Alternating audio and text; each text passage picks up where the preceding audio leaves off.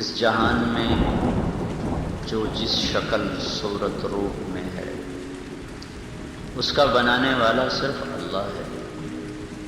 اسے کسی نے نہیں بنایا، اس نے سب کچھ بنایا۔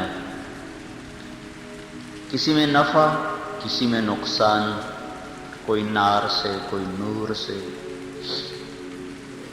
کوئی روحانی مخلوق، کوئی مادی مخلوق، ہر ایک میں جو شکل ہے، تاثیر ہے، وہ اللہ نے اپنے ارادے سے رکھی۔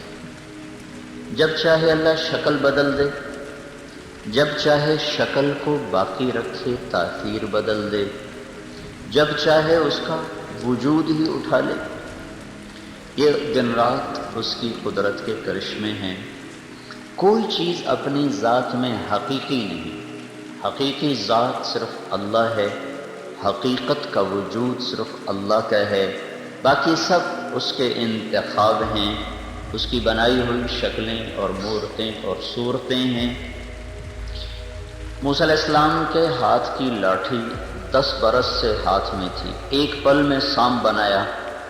چیز مادی ہے، لکڑی ہے، اور ہر زمانے میں جنگل کے جنگل موجود ہیں۔ ایک لکڑی پہ اس کی تجلی پڑی اور اسی پل میں وہ سانپ بن گئی۔ تو اس سے اللہ یہ بتانا چاہتا ہے کسی چیز کا کوئی وجود، کوئی شکل ذاتی نہیں اور ہمیشہ کا نہیں، جب چاہے جو کر دے۔ پھر جب وہ سانپ کی شکل بنا اور موسیٰ علیہ السلام اس سے آگے بھاگے اور دوڑے، تو پھر اللہ تعالیٰ نے کہا خُذْهَا وَلَا تَخَفْ سَنُعِيدُهَا سِيرَتَهَا الْأُولَىٰ، پکڑو، واپس اسے لاٹھی بناؤں گا۔ تو جو ہی انگلیوں نے چھوا تو اللہ تعالیٰ نے واپس ہاتھ میں لاٹھی بنا کے پکڑا دیا۔ تو یہ ایک بات سمجھائی کہ خوفناک سے خوفناک شکل کی اللہ تعالیٰ جب چاہے صورت بدل دے، سیرت بدل دے، تاثیر بدل دے، جو چاہے بدل دے۔ تو بل کھانے والا ہے۔ 3 قسمیں سانپ کی ایک لاٹھی میں جمع فرما دی۔ فَإِذَا هِيَ حَيَّةٌ تَسْعَىٰ، حیہ زہریلا سانپ ہوتا ہے۔ فَإِذَا هِيَ ثُعْبَانٌ مُبِينٌ، اژدہا زہریلا نہیں ہوتا۔ اب فریقہ کہ دیکھے سانپ وہ اتنے لمبے ہیں کہ یہ شاید پوری مسجد میں ایک ہی سانپ لیٹا ہوا نظر آئے، ایسے لمبی بلائیں ہیں۔ تو وہ زہریلا نہیں ہوتا، وہ خالی نگلتا ہے، پورا بکرا ہی کھا جاتا ہے، وہ تیز نہیں دوڑ سکتا۔ تو وہ ثعبان بنا۔ فَإِذَا هِيَ جَانٌّ، ایک ہی لاٹھی کو قرآن نے 3 لفظوں سے تعبیر کیا ہے۔ تینوں سانپ کی اقسام ہیں، مختلف ہیں۔ جان تیز سانپ، پھرتیلا، تیزی سے دوڑتا ہے، زہر بھی ہے، تیزی بھی ہے۔ ثعبان زہر کوئی نہیں، تیزی بھی کوئی نہیں۔ حیہ میں تیزی کوئی نہیں، زہر ہے۔ 3 مختلف سانپ کی تاثیر کو اللہ تعالیٰ نے ایک لاٹھی میں جمع فرمایا۔ وہ جسم میں ثعبان تھا، زہر میں وہ حیہ تھا، تیز رفتاری میں وہ جان تھا۔ 3 قسموں کے ساتھ جو اس کو موسیٰ علیہ السلام کے پیچھے دوڑایا تو موسیٰ علیہ السلام پر ایسی دہشت طاری ہوئی، وَلَّا مُدْبِرًا، موسیٰ علیہ السلام بھاگے پیٹھ پھیر کر، وَلَمْ يُعَقِّبْ، پیچھے مڑ کر ہی نہیں دیکھا، اتنی تیز رفتار۔ اللہ تعالیٰ نے فرمایا خُذْهَا، پکڑو۔ تو ایسے ہاتھ کے انگلیوں نے چھوا تو اللہ تعالیٰ نے پھر دوبارہ ہاتھ میں لاٹھی بنا کے دکھایا کہ تیرا رب جہاں چاہے، جو چاہے، جیسے چاہے کر کے دکھا دے۔ لا يسأل عما يفعل، اس کے کیے کو کوئی نہیں پوچھ سکتا۔ تو یہاں اللہ تعالیٰ نے شکل بدلی، تاثیر بدلی۔ دوسری جگہ پر آگ رہی، اس کی شکل نہیں بدلی۔ آگ کو پانی نہیں بنایا، آگ کو ٹھنڈا نہیں فرمایا، انگاروں کو راکھ میں نہیں بدلا۔ وہ بھڑکتے ہوئے شعلے ہیں، وہ لپکتی ہوئی آگ ہے، اور اس میں ابراہیم علیہ السلام گرائے جاتے ہیں، رسیاں جلتی ہیں، اور آگ ہے، وہ جسم کو نہیں جلاتی۔ یا نار کونی بردا وسلاما، سلامتی کے ساتھ ٹھنڈی ہو جا، وہ ہو گئی۔ آگ رہی، اوپر سے اڑنے والا پرندہ بھی جل بھن کے اس میں آ کر گرتا ہے، اور انسانوں کے لیے وہ اسی طرح آگ ہے۔ اور اسی طرح جھلسا رہی ہے، لیکن ابراہیم علیہ السلام موجود ہیں، کچھ نہیں ہو رہا، آرام سے بیٹھے ہوئے ہیں آگ کے ڈھیر پر، اطمینان سکون کے ساتھ بیٹھے ہوئے ہیں۔ شکل باقی رکھی، تاثیر نکال دی، وہاں شکل بھی بدل دی تھی، تاثیر بھی بدل دی تھی، یہاں شکل باقی ہے، تاثیر کو بدل دیا۔ مچھلی نے نگلا یونس علیہ السلام، بڑی مچھلی، ویل مچھلی ہوگی، اس نے نگلا اور یونس علیہ السلام اندر۔ اب پانی میں ڈوبنا بھی موت ہے، مچھلی کے پیٹ میں جانا یقیناً موت ہے۔ اللہ تعالیٰ نے موت کی شکل کو نہیں بدلا، پانی اسی طرح، مچھلی اسی طرح، پیٹ میں جانے والی ہر چیز بھسم ہو جاتی ہے اور وہ ساری کی ساری ہضم ہو کے ریزہ ریزہ ہو جاتی ہے۔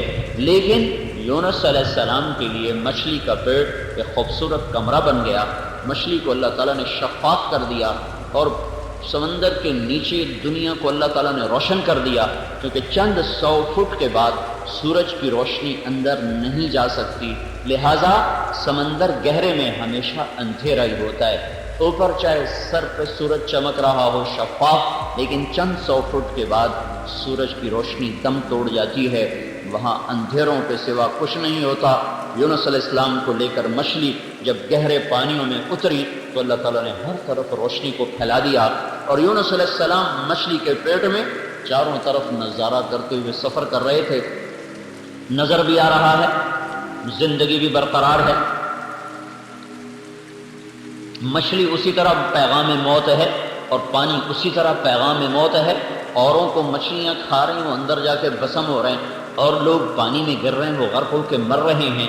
ایک شخص کے لیے اللہ تعالیٰ کا فیصلہ بدلا تو موت کی ساری شکلیں باقی رکھ کر اس میں سے موت کو نکال دیا، اور 40 دن یونس علیہ السلام کو لے کر مچھلی سفر کرتی رہی اور پھرتی رہی، اور یونس علیہ السلام اس میں آرام سے بیٹھے رہے۔ شکل باقی ہے، تاثیر نکال دی، آگ کی شکل باقی ہے، تاثیر نکال دی، لاٹھی کی شکل کو بھی بدل دیا، تاثیر کو بھی بدل دیا، پھر سانپ کی شکل کو بھی بدل دیا، تاثیر کو بھی بدل دیا۔ بنو اسرائیل رات کو سوئے آرام کے ساتھ، سوتے سوتے اللہ کا امر آیا، کونو قردۃ خاسئین، پڑے پڑے بندر بن جاؤ، بندر بن جاؤ۔ آنکھ کھلی تو ہر انسان بندر بن چکا تھا، بچے بندر چھوٹے بنے، بڑے بندر بنے، عورتیں مادہ بندر بنی، نر جو مرد تھے وہ نر بندر بنے، چھوٹے بچے سب ایک پل میں اللہ تعالیٰ نے بندر بنا کے اٹھا دیے۔ 3 دن میں سب کو ذلیل و خوار کر کے موت دے دی۔ اللہ تعالیٰ نے انسان کی شکل کوئی مسخ کر کے دکھا دیا، کسی کی کوئی چیز ذاتی نہیں، جب چاہے شکلیں بدلے، جب چاہے صورتیں بدلے، جب چاہے تاثیر بدلے۔ بنی اسرائیل نے جب وہ دسترخوان کے اترنے کے بعد بھی ایمان لانے سے انکار کیا تو اللہ تعالیٰ نے خنزیر بنا دی، وَجَعَلَ مِنْهُمُ الْقِرَدَةَ وَالْخَنَازِيرَ، بندر بنایا تھا جب مچھلی کھائی تھی، خنزیر بنایا تھا جب عیسیٰ علیہ السلام سے انہوں نے کہا دسترخوان اتارو ہم ایمان لے آئیں گے، ربنا انزل علینا مائدۃ من السماء، اے اللہ دسترخوان اتار۔ اللہ نے اتارا، پھر بھی انکار کر دیا، کچھ ایمان لائے، کچھ نے انکار کر دیا۔ جنہوں نے انکار کیا تھا اللہ تعالیٰ نے کھڑے کھڑے ان کو خنزیر بنا دیا، شکل بھی بدل دی، نسل بھی بدل دی، انسانیت سے خنزیر تک پہنچا دیا۔ یہ کل یوم هو فی شأن، ہر وقت اللہ اپنی قدرت کا ظہور فرماتا رہتا ہے۔ حضور پاک صلی اللہ تعالی وسلم کی پشت مبارک لگی عود پہاڑ کے ساتھ، غار میں طلحہ رضی اللہ عنہ نے غال میں ڈالا تو آپ زخمی تھے، ایسے دراز ہوئے، جو ہی پشت نے پتھر کو چھوا اور پتھر کو پتہ چلا کہ یہ تو دو جہان کا سردار ہے، تو فوراً اتنا حصہ جو پشت سے لگا ہوا تھا وہ نرم تکیے میں تبدیل ہو گیا۔ سارا عود پہاڑ پتھر، سارا عود پہاڑ سخت، جتنا حصہ کمر مبارک سے لگا ہوا تھا وہ حصہ اللہ تعالیٰ نے تکیہ بنا دیا، پتھر کو نرم کیا۔ دوسری جگہ وہ سخت ہے، یہاں پہنچ کے وہ نرم ہے، جب چاہے جو چاہے کر دے۔ تبوک کے موقع پر پانی ختم ہو گیا، یہ حال ہو گیا کہ ایک صحابی نے اونٹ ذبح کیا، اس کی اوجھڑی کو نکالا، اس میں سے جو لید ہوتی ہے وہ نکال کر اس کو کپڑے میں ڈال کے نچوڑ کر اس میں سے جو گندا ناپاک پانی نکلا وہ پیا، اس حد تک نوبت پہنچ گئی۔ تو عمر رضی اللہ تعالیٰ عنہ یا رسول اللہ دعا کر دیں، اب تو ہم مرتے ہیں بھوک کی پیاس کی شدت سے۔ تو آپ نے فرمایا کسی کے پاس کوئی پانی ہو تو لاؤ۔ تھوڑا سا پانی لایا گیا، آپ نے 5 انگلیوں کو اس میں ڈالا تو آپ کی انگلیوں کے کناروں سے پانی کے چشمے پھوٹ پڑے۔ تو یہ انگلیوں میں پانی کا کیا تصور ہے؟ تو ایک بحث چلتی ہے کہ مائے زمزم افضل ہے یا مائے جنت افضل، جنت کا پانی افضل ہے یا زمزم کا پانی افضل ہے۔ کچھ لوگ فرماتے ہیں کہ جنت کا پانی افضل ہے کہ اللہ کی تجلیات کا مرکز، کچھ لوگ فرماتے ہیں کہ زمزم کا پانی افضل ہے کہ اللہ کے نبی کو جب معراج پہ لے جایا گیا تو جنت کے پانی سے سینہ مبارک کو نہیں دھویا گیا بلکہ زمزم کے کنویں سے پانی لایا گیا اور اس سے دھویا گیا۔ یہ دونوں کے اپنے اپنے دلائل ہیں۔ بعض علماء نے ایک تیسری رائے دی ہے کہ دنیا کا سب سے افضل پانی وہ ہے جو اللہ کے نبی کی انگلیوں سے نکلا تھا، اس سے افضل پانی دنیا میں کوئی نہیں۔ اب یہاں سے پانی نکلنے کا کیا تصور ہے؟ آپ نے یوں فرمایا 5 انگلیوں سے چشمے پھوٹ پڑے، 30,000 کا لشکر تھا، سب نے اپنے اپنے مشکیزیں بھر لیے، لوٹے بھر لیے، گلاس بھر لیے، اور پانی ہے کہ نکل رہا ہے۔ جو ہی اپنے ہاتھ اٹھایا تو سارا پانی ختم۔ تو میرے بھائیو، ان واقعات سے اللہ ایک ذہن دیتا ہے کہ اس جہان میں وہ ہوتا ہے جو اللہ چاہتا ہے۔ ہر شکل اللہ کے ارادے سے باقی ہے، ہر شکل اللہ کے ارادے سے فنا ہوتی ہے، ہر چیز کا وجود اللہ کے ارادے سے وجود میں آتا ہے، اور ہر چیز اللہ کے ارادے سے فنا ہو جاتی ہے۔ پہاڑ کو سختی ملی ہے تو اللہ نے دی ہے، زمین بچھونا بنی ہے تو اللہ نے بنائی ہے، آسمان چھت بنا ہے تو اللہ نے بنایا ہے، اس کو بلندی ملی ہے تو اللہ نے دی ہے، زمین کو پستی ملی ہے تو اللہ نے دی ہے، پہاڑ گڑ گئے ہیں تو اللہ نے گاڑے ہیں، ہوائیں لطیف بن کے چلتی ہیں تو اللہ چلاتا ہے، وہ صبا بنتی ہے تو اللہ بناتا ہے، وہ سرسر بنتی ہے تو اللہ بناتا ہے، وہ نسیم بنتی ہے تو اللہ بناتا ہے، وہ عقیم بنتی ہے تو اللہ بناتا ہے، بادلوں میں ہوا بھر کے آئے تو اللہ بھرتا ہے، اور بادل برسنے لگے تو اللہ برساتا ہے، وہ گرجتے ہیں تو وَيُسَبِّحُ الرَّعْدُ بِحَمْدِهِ وَالْمَلَائِكَةُ مِنْ خِيفَتِهِ، اور وہ بجلیوں کو لاتا ہے اور سروں کے اوپر گرجدار آواز کے ساتھ وہ چمکتی بھی ہیں، وہ کڑکتی بھی ہیں۔ تو میرے اللہ کا اپنا بنایا ہوا نظام ہے۔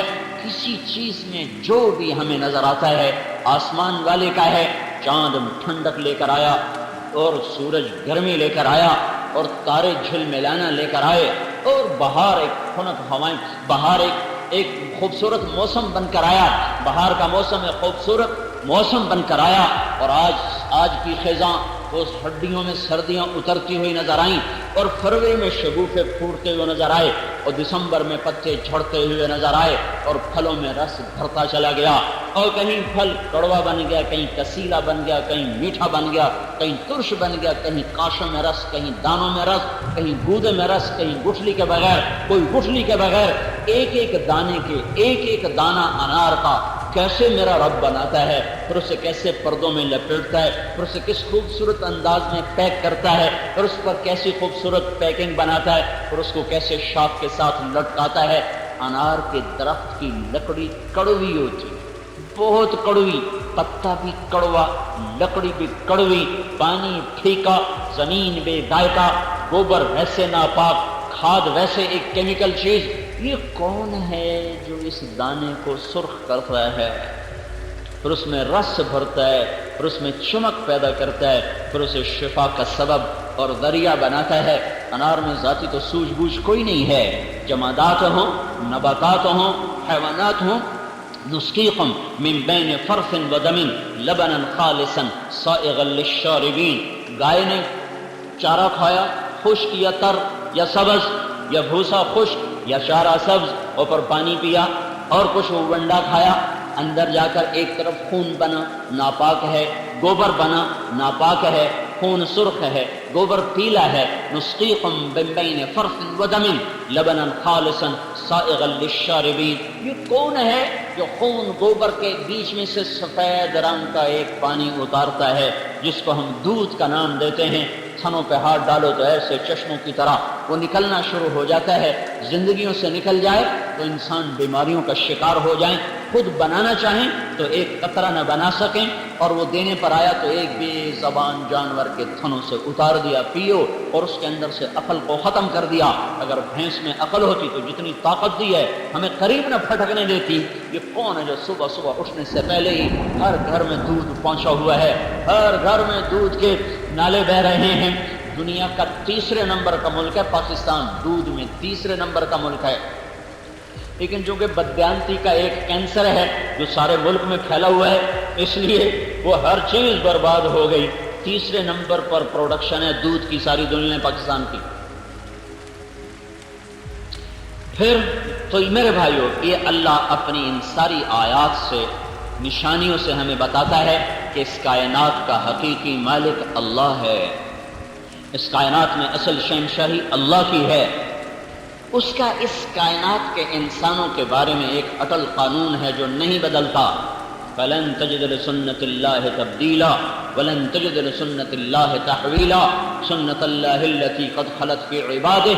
میرے اللہ کا ایک قانون ہے، ایک طریقہ ہے، ایک سنت ہے جو ہمیشہ سے ہے، آج بھی ہے، آئندہ بھی رہے گا۔ جب لوگ فرمانبردار ہوتے ہیں اللہ زمین آسمان کی گردش ان کے حق میں کر دیتا ہے، جب لوگ نافرمان ہوتے ہیں اللہ تعالیٰ زمین آسمان کے تیور بدل دیتا ہے، اور بلائیں منہ کھول لیتی ہیں، آفات جھپٹ پڑتی ہیں، اور موت حملہ آور ہوتی ہے، اور مصیبتیں حملہ آور ہوتی ہیں، بیماریاں حملہ آور ہوتی ہیں، آپس میں جنگ و جدال کے منظر قائم ہو جاتے ہیں، محبتیں روٹھ جاتی ہیں، نفرتوں کی آگ بھڑکنے لگتی ہے، کبھی قحط پکڑتا ہے، کبھی ظالم بادشاہ آتے ہیں، کبھی بددیانت حکومتیں آتی ہیں، اور کبھی ظلم و ستم کے بازار گرم ہو جاتے ہیں، کبھی آپس کی لڑائیوں سے، کبھی آسمان کی آفتوں سے، کبھی زمین کے زلزلوں سے، کبھی پتھر کی بارش سے، کبھی ہواؤں کے جھونکوں سے، کبھی آسمان کے پانی سے، کبھی زمین کے پانی سے، کبھی فرشتے کی چیخ سے۔ یہ میرے رب کے لشکر ہیں جو ہمارے خلاف استعمال کرتا ہے جب انسان اللہ کے نافرمان ہوتے ہیں۔ اس وقت ساری دنیا کی انسانیت تباہی کے دہانے پر پہنچ چکی ہے۔ ساری دنیا ایک ایسی کشتی پر سوار ہے جس کے پیندے میں 100 چھید ہو چکے ہیں۔ یہ وہ مسافر ہیں جن کی کشتی کا ایک ایک تختہ ٹوٹ چکا ہے، اور یہ کشتی ڈوبنے پر ہے، اس کے بعد بان پھٹ چکے، اس کے پیندے میں سوراخ ہو چکے، اس کے ناخدا بے بس ہو چکے ہیں۔ اس وقت اللہ تعالیٰ اپنی کھلی نشانیوں کے ساتھ اپنے بندوں کو سمجھا بھی رہا ہے، بتا بھی رہا ہے۔ اس دھرتی پر جب نافرمانی انتہا پر چلی جائے، جب زنا کے بازار گرم ہو جائیں، جب سود اور شراب عام ہو جائے، جب ناچ و گانا عام ہو جائے، جب ماں باپ کی نافرمانی گھر گھر میں ڈیرے ڈال لے، جب گانے کی محفلیں گھر گھر میں ہونے لگ جائیں، اور جب سود کی سربا فلک عمارتیں کھڑی ہو جائیں، اور جب علماء کے قدم بادشاہوں کی طرف اٹھنے لگ جائیں، انہیں اللہ کی طرف قدم بڑھنے کے بجائے ان کے قدم بادشاہوں کی طرف اٹھنے لگیں، اور جب تاجر اور مالدار لوگ زکوٰۃ دینے سے منکر ہو جائیں، انکار کر دیں، جب سارا بازار بددیانتی کی بھیڑ چڑھ جائے، جب سارے بازار کا ترازو ٹیڑھا ہو جائے، لیتے ہوئے اور پیمانہ، دیتے ہوئے اور پیمانہ، جب ہر آدمی وعدے سے پھرنے والا بن جائے، اوروں کے پیسے۔ ایک دفعہ آپ مسجد میں تشریف فرما ہے تو آپ نے ایسے سر پہ ہاتھ مارا، فرمایا ما انزل التشدید۔ جدھر جنازے پڑے جاتے تھے وہاں آپ بیٹھے تھے، صحابہ کا ایک مجمع بیٹھا تھا، آپ نے کہا اوف اوف اوف، کتنا سخت حکم آیا ہے، کتنا سخت حکم آیا ہے، لیکن کسی کو جرت نہ ہوئی پوچھنے کی کہ کیا حکم آیا ہے۔ ایک دن گزر گیا تو عبداللہ رضی اللہ تعالیٰ نے عرض کرنے لگے، یا رسول اللہ کیا سخت حکم آیا ہے؟ تو آپ نے فرمایا جو کسی کے پیسے کھا کے شہید ہو کے بھی مرا تو اللہ تعالیٰ کے ہاں اس کی بخشش کوئی نہ ہوگی، اس کا شہید ہونا بھی اسے سرخرو نہ کر سکے گا، اٹھے گا، اس کی قبا رنگین ہوگی اپنے خون سے، لیکن وہ اللہ کے ہاں مردود ہوگا کہ اس نے لوگوں کا مال کھا لیا، اس نے لوگوں کا پیسہ ہڑپ کر لیا۔ جو سارا بازار اسی طرز پہ آ چکا ہے، ہر دوسرا آدمی وعدے سے پھر رہا ہے اور رقموں کی رقمیں ڈبو رہا ہے، گھروں میں ماتم کی صفیں بچھی ہوئی ہیں۔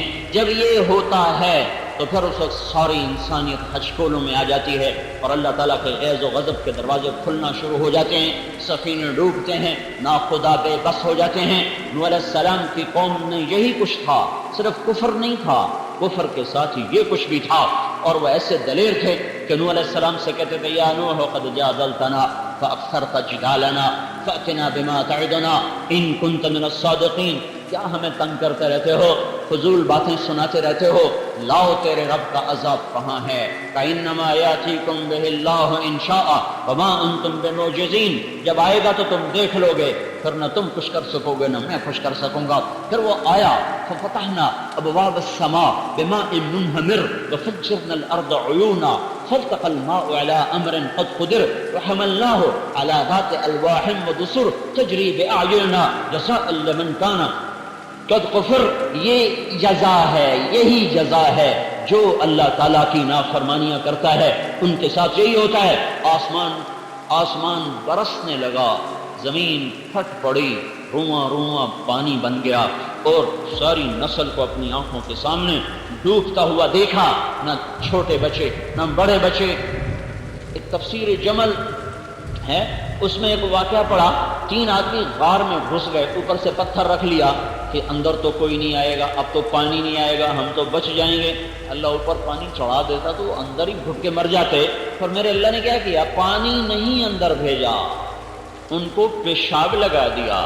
تینوں کو اتنا زور کا پیشاب آیا، پیشاب کرنے بیٹھے، پیشاب چلتا چلتا چلتا چلتا اتنا بہا کہ انہی سے، ان کے ہی پیشاب سے سارا غار بھر گیا اور اپنے پیشاب میں ڈوب کے اللہ تعالیٰ نے ان کو موت کے گھاٹ اتار دیا۔ سنت اللہ التی قد خلت فی عبادہ، یہی میرے اللہ کی سنت ہے، یہی میرے اللہ کا طریقہ ہے۔ جب قومیں باغی ہوتی ہیں تو اللہ کے عذاب کے در کھلتے ہیں، سفینے ڈوبتے ہیں، ہم اس کشتی پہ سوار ہیں جس کا پینڈا ٹوٹ چکا ہے۔ یہ پھٹے برابر نہ کیے گئے تو نہ کوئی نیک بچے گا نہ کوئی بد بچے گا، ہر ایک دنیا میں پکڑ میں آئے گا۔ اللہ تعالیٰ نے پہلی قوموں کے واقعات اسی لیے سنائے ہیں۔ ہود علیہ السلام کی قوم نے نعرہ لگایا، من اشد منا قوہ، کوئی ہم سے طاقتور ہے تو ہمیں دکھاؤ، جس سے ہمیں ڈراتے ہو کوئی ہم سے طاقتور ہو تو ہمیں بتاؤ، جس سے ہم ڈریں کوئی نہیں ہم سے زیادہ طاقتور۔ میرے اللہ کا جواب آیا، اولم یروا ان اللہ الذی خلقهم هو اشد منهم قوة وكانوا بآیاتنا یجحدون فارسلنا علیہم ریحا صرصرا فی ایام نحسات لنذیقهم عذاب الخزي فی الحیاة الدنیا والعذاب الآخرة اخزی وهم لا ینصرون۔ وہ کہنے لگے کہاں ہے، کون ہے، کس سے ڈراتے ہو؟ ہم تو ایٹمی طاقت ہیں، ہمیں کوئی مار سکتا ہے، ہم تو ایٹم بم بنانے والے ہیں، ہم پہ کوئی غالب آ سکتا ہے؟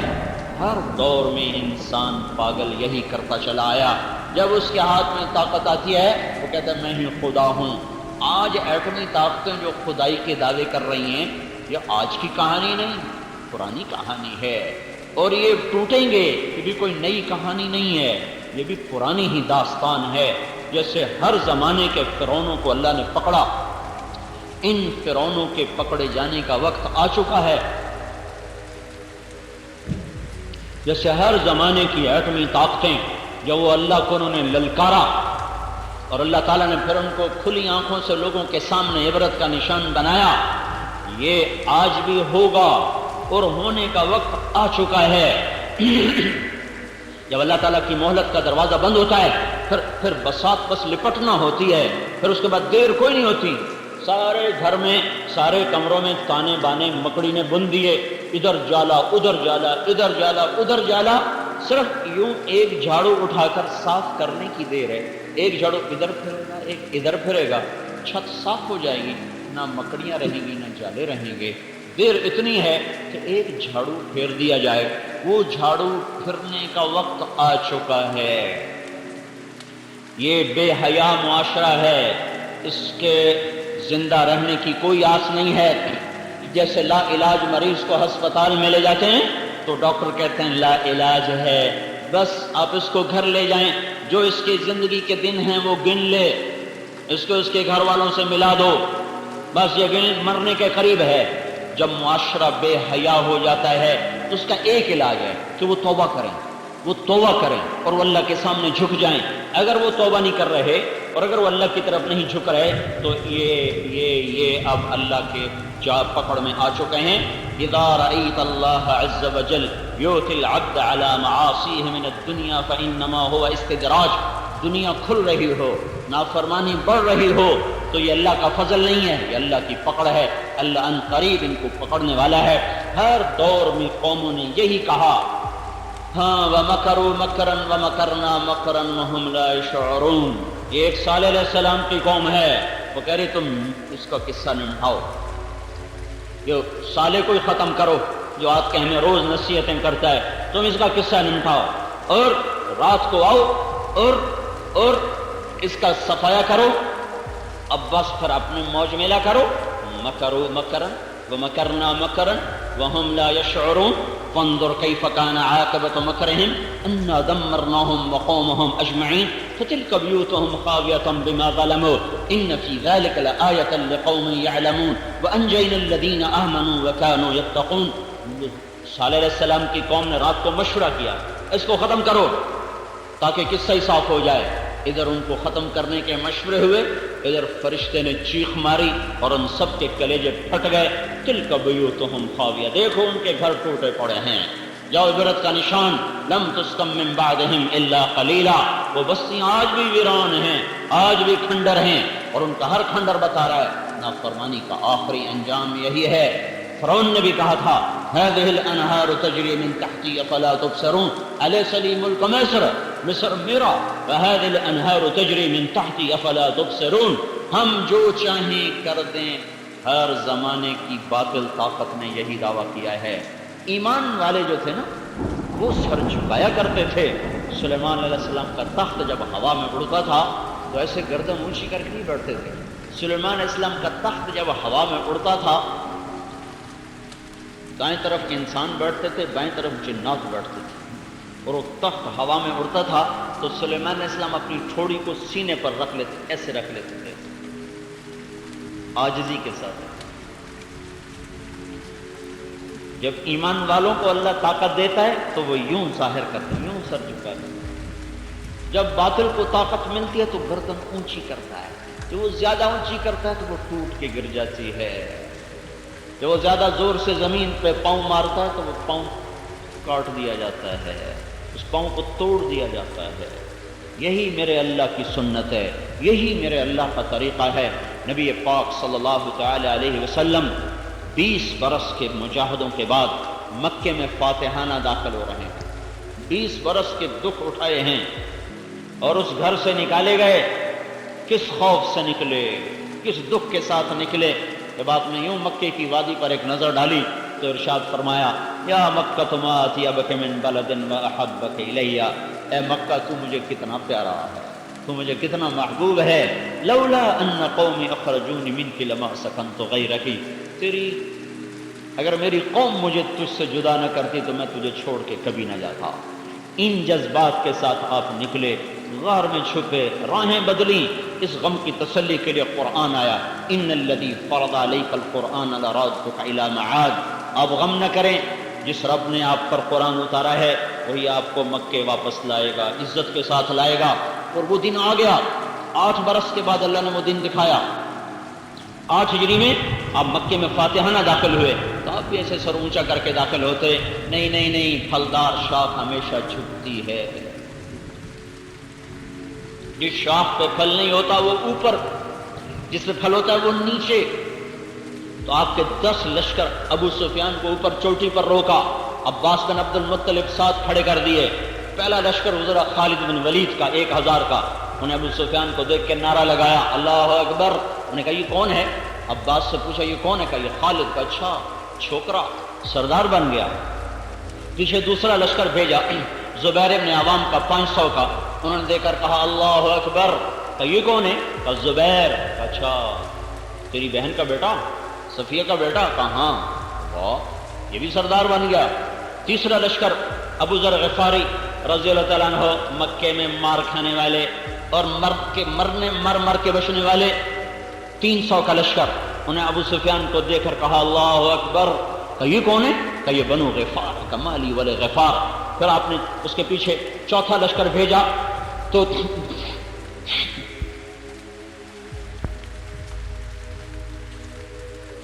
سعد بن عبادہ کے ہاتھ میں۔ جب یہ لشکر گزرا اور ایک گرد و غبار اور اس میں عمر کی آواز کڑکتی ہوئی تو ابو سفیان کہنے کہ یہ کس کی آواز ہے؟ کہا یہ عمر کی آواز ہے، کہا واہ واہ، یہ بنو عدی کو بھی پر لگ گئے۔ بنو عدی حضرت عمر کا قبیلہ ہے اور یہ بہت مختصر کمزور قبیلہ تھا قریش کا۔ تو ابو سفیان نے حقارت سے کہا اچھا بنو عدی کو بھی پر لگ گئے، عمر جیسا صفیں درست کر رہا ہو۔ تو یہ سارا جب منظر دیکھا تو وہ کہنے لگا ابو سفیان عباس میں نے بڑے بڑے بادشاہ دیکھے پر تیرے بھتیجے جیسی بادشاہی میں نے آج تک نہیں دیکھی۔ تو عباس رضی اللہ عنہ فرمانے لگے ابو سفیان وہ تجھے کب عقل آئے گی، تو ابھی بھی نہیں سمجھ رہا، وہ یہ بادشاہت نہیں ہے، یہ نبوت ہے، ابھی پتہ چل جائے گا۔ بادشاہ بھی دیکھے جب وہ شہروں کو فتح کرتے ہیں تو وہ کیا کرتے ہیں، ان الملوک اذا دخلوا قرية افسدوها وجعلوا عزة اهلها اذلة وكذلك يفعلون۔ جب بادشاہ شہروں کو فتح کرتے ہیں تو وہ عزت داروں کو ذلیل کر دیتے ہیں، خون کی ندیاں بہا دیتے ہیں، لیکن جب اللہ سے ڈر کر تلوار اٹھانے والے جب ان کو اللہ عزت دیتا ہے تو ان کا یہ حال کبھی نہیں ہوتا، ان کا یہ حال کبھی نہیں ہوتا۔ یہ بادشاہوں کی ریت ہے۔ بامیان کی لڑائی میں چنگیز خان کا پوتا چغتائی کا بیٹا، چنگیز خان کے 4 بیٹے تھے، جوجی بڑا، چغتائی چھوٹا، چغتائی اس سے چھوٹا، طلوئی سب سے چھوٹا۔ چغتائی کا بیٹا قتل ہوا تو بدبخت وہ خیمے میں بیٹھا تھا، جب اس کی لاش لائی گئی اس نے سب کو کمرے سے نکال دیا، خیمے سے نکال دیا۔ تو تھوڑی دیر کے بعد خود شمشیر لے کر نکلا اور خود آ کر اس نے بامیان پہ حملہ کیا۔ جب فتح ہوا تو ان کی عادت تھی بوڑھوں کو قتل کر دیتے تھے، بوڑھے مرد عورت قتل کر کے، بچوں کو قتل کر کے جوان مرد لڑکے لڑکیوں کو، مرد عورتوں کو غلام بناتے تھے۔ لیکن جب بامیان فتح ہوا تو اس نے کہا جس کی آنکھ میں روشنی ہے اسے زندہ نہ چھوڑا جائے، آج میرے پوتے کا بدلہ لیا جائے گا۔ انہوں نے کتے اور بلے بھی ذبح کر دیے۔ سارے بامیان میں سے 5 آدمی بچے تھے، 5 کسی تہ خانے میں چھپ گئے تھے، باقی سارا شہر نہ انسان چھوڑا، نہ مرغے چھوڑے، نہ جانور چھوڑے، نہ کتے چھوڑے، نہ بلے چھوڑے، سب کو ذبح کر دیا۔ اگر چوہا بھی نظر آیا تو اس سے بھی انہوں نے تلوار سے اڑا دیا۔ ایسا ظلم و ستم انہوں نے کیا۔ ہاں تو اب 20 برس کے دکھ اٹھانے والا آج اپنی تلوار کو بے نیام کر دے، آج وہ خون کی ندیاں بہا دے۔ لیکن یہاں کیا ہو رہا ہے، جب سعد بن عبادہ آخری لشکر گزرا تو ابو سفیان کو دیکھ کر کہنے گیا ابو سفیان الیوم یوم الملحمہ، آج بڑا گرم دن ہے، الیوم تستحل الحرمہ، آج بیت اللہ کی حرمت اٹھا دی جائے گی، آج قریش کے خون سے تلواریں رنگین ہوں گی۔ اتنے میں ہمارے نبی تشریف لائے تو اب آپ کی آمد دیکھو فاتحانہ، تو آپ کی ٹھوڑی مبارک، سلیمان علیہ السلام تو ٹھوڑی لگاتے تھے نا سینے کے ساتھ، ہمارے نبی نے ایک قدم اس سے آگے رکھا ہوا تھا، آپ کی ٹھوڑی مبارک لگی ہوئی تھی اونٹنی کے پالان کے ساتھ، ایسے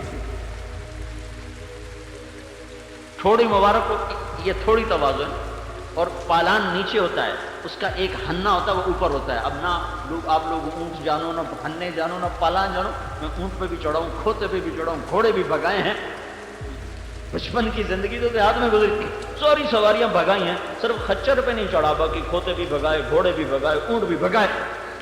تو وہ ہنہ ہوتا ہے وہ ایسے ہوتا ہے، تو آپ کی ٹھوڑی مبارک یہاں لگی، اتنا نیچے جھکے ہوئے تھے۔ ہاں اہل ایمان کے ہاتھ میں جب رزق آتا ہے، اقتدار آتا ہے، وہ اکڑتے نہیں ہیں، وہ ایٹمی طاقتوں کی طرح یہ نہیں کہتے ہم جو چاہیں کر دیں۔ میں یہ کہہ رہا تھا یہ پھنسنے کا وقت ہے، جب طاقتور لوگ یوں کہنا شروع کر دیں ہم جو چاہیں کر دیں تو سمجھو کہ ان کے ختم ہونے کا وقت آ چکا ہے، وہ اپنے پھندے میں خود پھنس چکے ہیں۔ تو جب آپ قریب آئے تو آپ کی زبان مبارک پر کیا الفاظ تھے؟ لا الہ الا اللہ وحدہ نصر عبدہ انجز وعدہ وہزم الاحزاب وحدہ۔ آج میرے اللہ کی تعریف ہے، وہی اکیلا وحدہ لا شریک معبود ہے جس نے اپنے وعدے کو سچا کیا، بندے کی مدد کی، لشکروں کو شکست دی اور اپنے ماننے والوں کو عزت دی۔ آج جو کیا میرے اللہ نے کیا۔ یہ کہتے ہوئے جب آپ ابو سفیان کے قریب آئے تو ابو سفیان نے اوپر سے کہا الیوم یوم الملحمہ، یا رسول اللہ کیا آج گرم دن ہے، کیا آج خون بہانے کا دن ہے؟ تو آپ نے جواب دیا الیوم یوم المرحمہ، آج خون بہانے کا دن نہیں ہے، آج معاف کرنے کا دن ہے۔ تو وہ کہنے لگے تو آپ کے جھنڈے والا تو کہہ رہا ہے آج خون بہانے کا دن ہے. تو حضرت ابو بکر نے کہا یا رسول اللہ سعد بن عبادہ غصے والے ہیں, تلوار میں تیزی ہے, مجھے ڈر ہے کہ ان کی تلوار کہیں زیادہ نہ چل جائے, آپ ان سے جھنڈا واپس لے لیں, جھنڈا کسی اور کو دیں. اللہ کے محبوب کی حکمت تدبیر. تو آپ نے سوچا اب جھنڈا کسی اور کو دوں, انصار کا سب سے بڑا سردار, وہ اگرچہ منہ سے کچھ نہ کہے گا پر اس کا دل تو کٹ کے رہ جائے گا. تو آپ نے ان کے بیٹے کا انتخاب فرمایا, قیس بن سعد, تو ان کو بلا کر فرمایا جاؤ ابا سے کہو جھنڈا تیرے حوالے کر. تو بیٹے کو دیتے ہوئے تکلیف نہیں ہوگی, کتنی خوبصورت حکمت کی بات ہے. تو آپ وہ گئے کہ ابا اللہ کے نبی فرما رہے ہیں جھنڈا میرے سپرد کرو. تو انہوں نے ارشاد فرمایا کوئی نشانی لے کر آؤ تب حوالے کرو. یہ جھنڈے کی تما نہیں ہے, یہ نسبت کی تما ہے. یہ جھنڈے کی تما میں نہیں گیا کہ جھنڈا میرے ہاتھ سے چوے, جی ساڈے وزیران ہے نا جھنڈے والی کار میں لب جائے میں جی میں بھی ہو جائے. یہ تما ہے نسبت کی کہ مجھے نسبت ملی رہے کہ میں نبی کے جھنڈے کا اٹھانے والا ہوں. تو جب ان کا یا رسول اللہ وہ تو نشانی مانگ رہے ہیں, تو آپ نے اپنی پگڑی کو اتارا, کہا جاؤ اس کو حوالے کرو کہ یہ پگڑی نشانی ہے. تو عمامہ لے کر آئے, دیکھتی سر جھکا دیا قسم بتا قربان میں ابھی حاضر. جھنڈا اپنے بیٹے کو پکڑایا اور خود پیچھے چلے گئے. جب اللہ کے نیک بندے, جب اللہ سے ڈرنے والے وہ اقتدار پر آتے ہیں تو وہ یہ منظر دکھاتے ہیں, اور جب باطل طاقتیں یا ایمان والے جن کے دل مر چکے ہوں, اندھے ہو چکے ہوں, جب ان کے ہاتھ میں اقتدار آتا ہے تو وہ منظر دکھاتے ہیں جو آج کی طاقتیں دکھا رہی ہیں. ان سب کی ہلاکت کا وقت آ گیا ہے. جب فرعون نے کہا تھا انا ربکم الاعلی, تو پھر اللہ نے اٹھا کے اسے سمندر میں پھینکا تھا. جب شداد نے کہا تھا میں یہیں جنت بناؤں گا, تب اللہ تعالیٰ نے اسے زیر زمین پہنچایا تھا. جب قارون نے کہا تھا انما اوتیتہ علی علم عندی, میرا اپنا ہے یہ سب کچھ, رب کون ہے دینے والا, میں نے خود بنایا ہے, تو اللہ نے خزانوں سمیت زمین میں دھنسایا تھا. اور جب عاد کی قوم نے کہا تھا من اشد منا قوہ, کوئی ہے ہم سے طاقتور تو دکھاؤ, تو پھر اللہ تعالیٰ نے ہواؤں کے دروازے کھولے تھے.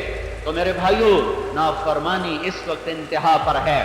اس وقت ہر گناہ کی فصل تیار ہو چکی ہے, ہر فصل پک چکی ہے, ہارویسٹر پڑے گا اور یہ دھرتی صاف ہوگی جب بے حیائی باہر آ جائے دروازوں سے باہر, جب بازاروں میں بھی موسیقی ہو, جب سکرین پر ننگے ناچ ہو رہے ہوں, جب گھر گھر ننگے ناچ دیکھے جا رہے ہوں, جب بازاروں میں بھی ننگی تصویریں اور بڑے بڑے پوسٹر ان کے آویزاں ہو چکے ہوں, جب بیٹیوں کے تن سے کپڑے اتر جائیں اور وہ عریانیت کی اور جب کھلا ہوا پیکر بن کے دیکھنے والوں کو پتہ نہیں ضمیر مر گئے یا دل مر گئے یا آنکھیں پتھر ہو گئی, پتہ نہیں کیا ہوا ہے, کچھ تو ہوا ہے, کچھ تو ہوا ہے.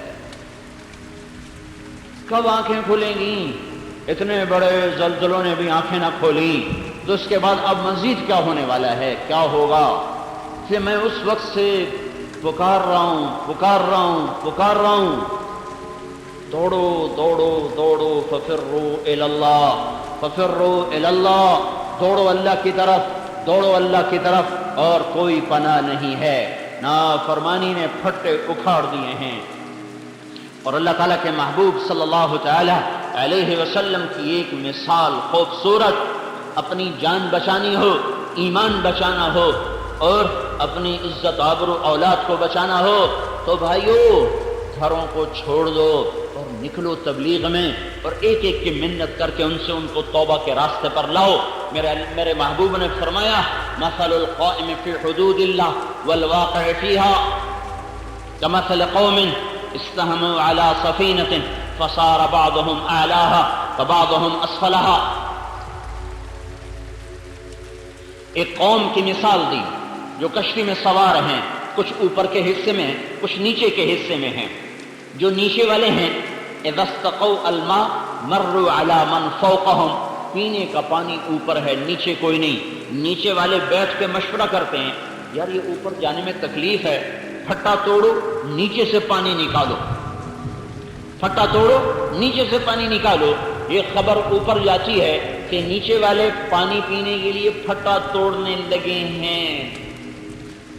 اب اگر ان اخذوا علی ایدیہم نجوا ونجوا جمیعا وان ترکوہم ہلکوا وہلکوا جمیعا، اگر اوپر بیٹھنے والوں نے یہ کہا توڑنے دو پھٹا، کوئی ہمارا تھوڑا ہی توڑ رہے ہیں، کوئی ہمارا توڑ رہے ہیں، ہمارا پھٹا تو ٹھیک ہے، میں تو فرسٹ کلاس کے کیبن میں بیٹھا ہوا ہوں۔ میں اس حدیث کو ایک سمندر کے سفر سے جتنا سمجھا ہوں اتنا کسی کتاب اور شرح سے نہیں سمجھا۔ ایک سمندری سفر کیا تھا بیلجیم سے انگلینڈ 4 گھنٹے کا، اور سمندر میں طوفان تھا اور جہاز بہت بڑا تھا، اس مسجد سے بھی بڑا جہاز تھا، 4 گنا اس سے بڑا جہاز ہوگا۔ اس سفر سے یہ حدیث میری آنکھوں کے سامنے کھلی ہے کہ اللہ کے نبی نے کتنے خوبصورت مثال سے تبلیغ کی اہمیت کو سمجھایا اور نافرمانوں کو روکنے کو سمجھایا کہ یہ کتنا اہم کام ہے۔ اگر فرما بردار لوگ یہ سمجھتے رہے ہم تو نیک نمازی ہیں، ہمارے گھر میں ٹی وی کوئی نہیں، ہمارے گھر میں VCR کوئی نہیں، ہمارے گھر میں کوئی کسی قسم کی نافرمانی کوئی نہیں، چاہے دائیں والا بائیں والا آگے والا پیچھے والا جو کرتا ہے کرنے دو، ہمیں کیا ہے، ہمیں کیا ہے، ہمارا کیا نقصان کرتا ہے، اس نقصان کو سمجھایا جا رہا ہے۔ اوپر آواز پہنچی تو نیچے پھٹا توڑ رہے ہیں، تو اوپر والے کیا کہیں، توڑنے دو، کوئی ہمارا توڑ رہے ہیں، ہمارا کیا ہے، میں تو فرسٹ کلاس کے کیبن میں بیٹھا ہوں، میرے لیے تو کھانا بھی آ رہا ہے، چائے بھی آ رہی۔ اگر ایسا ہو گیا تو تھوڑی دیر کے بعد پتہ چلے گا کہ نیچے والے ڈوب گئے اور فرسٹ کلاس کے ڈوبنے کا وقت آ گیا ہے۔ اب پانی سے نگلنا شروع ہو چکا ہے اور کشتی پہ تہ کی طرف جا رہی ہے۔ اب ویلا کام نہ آئے گا، اب اوپر والے بھی ڈوبیں گے، نیچے والے بھی ڈوبیں گے۔ اوپر والے نیک لوگوں کی مثال، نیچے والے نافرمان لوگوں کی مثال۔ اوپر والے لوگ یہ کہیں جو نماز نہیں پڑھتا ہماری کیا، جو شراب پیتا ہے ہمیں کیا، جو زنا کرتا ہے ہمیں کیا، جو سود کھاتا ہے ہمیں کیا، جو جھوٹ بولتا ہے ہمیں کیا، جو ماں باپ کا نافرمان ہے تو میری کوئی سردردی ہے، میرا کوئی ٹھیکہ ہے۔ اگر یہ ہوتا رہا تو پھر جب زنا کی فصل کٹے گی پاک دامن بھی کٹیں گے، جب سود کی فصل کٹے گی تو حلال کھانے والے بھی کٹیں گے، جب شرابیوں پہ کوڑا برسے گا تو پانی پینے والوں پر بھی برسے گا، پھر مسجد بھی گر گئی، مندر بھی گر گئے، گھر بھی گر گئے۔ دریا نے نہ نیک چھوڑا نہ بد چھوڑا، زمین نہ نیک چھوڑتی نہ بد چھوڑتی ہے۔ موت کے بعد اپنی اپنی نیتوں پر فیصلہ ہوگا، وہ موت کے بعد ہے، لیکن زمین کی پکڑ سے بچنے کے لیے اللہ تعالیٰ کے نبی نے خوبصورت مثال دی ہے کہ انہیں روکو، انہیں روکو، انہیں روکو، انہیں روکو، ورنہ ان کی ہلاکت کے ساتھ تم بھی ہلاک ہو جاؤ۔ تو مجھے یہ خیال آتا ہے جس وقت وہ ہمارا جہاز ہچکولے کھا رہا تھا، ہم فرسٹ کلاس سے نیچے تھے، تو اوپر شراب کھانا تھا، اس لیے ہم نے اوپر نئی جگہ لی، اوپر شراب کھانا تھا، اس سے نیچے والا کھلا ایسے ہال کمرہ تھا، اس میں ہم بیٹھے ہوئے تھے، اور اتنا اونچا تھا کہ ہمارے نیچے ایک سطح تھی، اس سے نیچے اس کا پیندا تھا جس میں کوئی 30-40 بڑے بڑے 22 ویل کے ٹرالے کھڑے ہوئے تھے، اتنی اونچائی پر تھے۔ جب پانی کی موج آ کر ایسے تھپڑ مارتی تھی نا تو شیشے کے ساتھ آ کر لہریں ٹکراتی تھی اور پورا جہاز رکوع میں چلا جاتا تھا۔ ادھر سے موج اٹھتی ادھر کر دیتی، ادھر سے موج اٹھتی ادھر کر دیتی، اس طرح 4 گھنٹے ہمارے لیے 40 سال بن گئے تھے۔ لگتا تھا جیسے ساحل پر جا کر ہم لگیں گے ہی نہیں۔ اس وقت میں اگر کوئی آ کر ہمیں کہتا کہ نیچے ایک آدمی پھٹا توڑ رہا ہے تو میری جگہ آپ ہوتے تو آپ کیا کرتے؟ کوئی ہوتا جو یہ کہتا توڑنے دو ہمیں کیا ہے، توڑنے دو ہمیں کیا ہے، پڑے تھے اور الٹی سیدھی حرکتیں کر رہے تھے، فوراً میں نیچے آ گیا۔ اگر وہاں بھی جا کر کوئی ایک اعلان کر دیتا کہ نیچے ایک آدمی پھٹے توڑ رہا ہے تو پھر شرابیوں کا نشہ بھی ہرن ہو جاتا، پھر وہ بھی بھاگ دو، روکو روکو روکو۔ پھر کوئی یہ نہ کہتا پہلے خود عمل کر لو پھر اوروں کو تبلیغ کرنا ہے، پھر کوئی یہ نہ کہتا پہلے خود ٹھیک ہو جاؤ پھر اوروں کو تبلیغ کرو۔ نہ جانے کا بہانہ، نہ جانے کا بہانہ، کام نہیں کرنا، گھر چھوڑنے کو جی نہیں چاہ رہا، پہلے خود تو ٹھیک ہو جائیں پھر اوروں کو تبلیغ کریں۔ कोई ना रुकता, सारे भागते, रोको। मेरे भाइयों, चारों तरफ नाफरमानी की आग है और हर तरफ आग लगी हुई है। अगर इस आग को न बुझाया गया तो मेरा आशियां भी जल जाएगा। अगर इस फट्टे को ना दोबारा ठीक किया गया तो मेरा केबन भी डूब जाएगा। ये इतनी खूबसूरत मिसाल है तबलीग की अजमत को बयान करने के लिए कि किसी के लिए गुंजाइश नहीं। फिर समंदर की मिसाल इसलिए दी कि अरब के लोग समंदरी सफर से डरते थे, उन्होंने पानी देखा ही नहीं था, पानी से वो घबराते थे, पानी उनकी बहुत बड़ी कमजोरी थी, तो देखते डरते थे। सर सहरा जंगल पहाड़ तो पानी से घबराते थे। इसलिए समंदरी जिहाद का अजर अल्लाह के नबी ने दुगुना बताया। जमीन पे जंग करने वालों से दुगुना अजर है समंदर में जिहाद करने वालों का, कि आपने दुगना इसलिए बताया ताकि उसकी रग़बत पैदा हो और उसके लिए कोशिश की जाए। तो समंदर से वैसे डरते थे, उधर आपने कश्ती की मिसाल दी तो चश्मे तस्वर में उनको डूबता दिखाया। तो चूंकि मैंने एक समंदरी सफर किया और खुशकिस्मती से एक तूफान भी देखा, फिर इस हदीस को भी पढ़ा हुआ है, इन दोनों को जब मैंने आपस में जोड़ा तो मेरे ऊपर सारी शुरुआत एक तरफ रह गई और वो मेरा सफर एक तरफ, कि मैं देखता हूं कि इस तबलीग के काम के बगैर हिफाजत नहीं है, इस तबलीग के काम के बगैर नजात नहीं है। जब सफीना डूबेगा सारे डूब जाएंगे।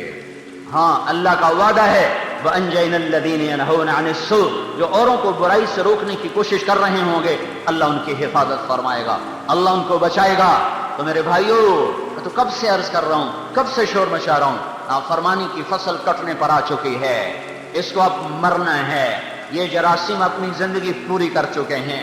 जैसे वो सुंडी होती ना, हम कपास, आजकल कपास लगी हुई है, तो सुंडी की एक उम्र होती है, वो आती है, फसाद मचाती है, पत्ते खा जाती है, टिंडा खा जाती है, पौधे को बर्बाद कर देती है, पर फिर खुद वो एक कुछ 4 हफ्ते का उसका सारा सर्कल होता है, उसके बाद वो अपनी मौत आप मर जाती है। ऐसे ही नाफरमानी की एक उम्र है, एक जिंदगी है, वो पूरी हो चुकी है, वो खत्म होने का है, आखिरी सांसों पर है। मैं शोर मचा रहा हूं, वापस आ जाओ, वापस आ जाओ, वापस आ जाओ। ये सफीना डूबने वाला है, इस कश्ती के बाद बांध फट चुके हैं, इसके पेंदों में सुराख हो चुके हैं और मौजें इसको निगलने के लिए तैयार हैं। सिर्फ एक इशारे का इंतजार है, ऊपर से अमर आएगा और ये सब ज़ेरो ज़बर होगा। और ये सब जब किसी को पानी बहाए, किसी को हवा उड़ाए, किसी को जमीन निकल जाए, किसी को फरिश्ते की चीख आए, जो भी हो ये करना मेरे अल्लाह का काम है। जब दुनिया जिना से भरी, अल्लाह ने उसे साफ किया। जब दुनिया जुल्म सितम से भरी, अल्लाह ने उसे साफ किया। जब दुनिया लिवाकत से भरी, अल्लाह ने उसे साफ किया। जब दुनिया बददयानती और खयानत से भरी, अल्लाह ने उसे साफ किया। बेहयाई और बददयानती 2 मुआशरों को सबसे शदीद पकड़ाई है। शुएब अलैहिस्सलाम की कौम बददयानत थी, जो हमारे फैसलाबाद का ताजर कर रहा है, जो लाहौर, पिंडी, पेशावर, मुल्तान, कराची के ताजर कर रहे हैं, कि पैसा कमाने के लिए हर चीज को दाव पे लगा चुके हैं। न इज्जत है, न कौल है, न वादा है, न शरीयत है, न वफा है। माल कमाना है, जैसे मर्जी कमाओ। शुएब अलैहिस्सलाम की कौम का यही मजहब था। अतअमुरुका सलातुका अन नत्रुका मा यअबुदु आबाउना व अन नफ़अल फी अम्वालिना मा नशाउ इन्नका लअंतल हलीमुर रशीद। बड़ा आया नेक पाक बुजुर्ग, चल मस्जिद में बैठ के अल्लाह अल्लाह कर, हमारे कारोबार में मत दखल दे, हम जो चाहें मर्जी करें, अपना माल है। सारी दुनिया की मंडियों पे कब्जा किया। और मेरे भाइयों, अल्लाह को अपने बंदों से बड़ा प्यार है, चाहे काफिर ही क्यों ना हो। अपने हाथों से जो बनाया है, जब तो नबी भेजे, जब तो रसूल भेजे, जब तो समझाने वाले भेजे, जो लोगों के चूल्हे बुझाता है, अल्लाह ताला का उस पर गैज़ व गज़ब नाज़िल होता है। अल्लाह ताला ने सूद के खिलाफ ऐलान जंग क्यों किया है? ज़ानी के खिलाफ कोई नहीं, वो भी गुनाह है। शराबी के खिलाफ कोई नहीं, वो भी गुनाह है। काफिर के खिलाफ कोई नहीं, काफिर तो सबसे बड़ा मुजरिम है, मुशरिक सबसे बड़ा मुजरिम है। और अल्लाह ताला ने कहा, सूद खाने वाले को बता दो, मेरा और मेरे रसूल का तुम्हारे खिलाफ ऐलान जंग है। क्यों है?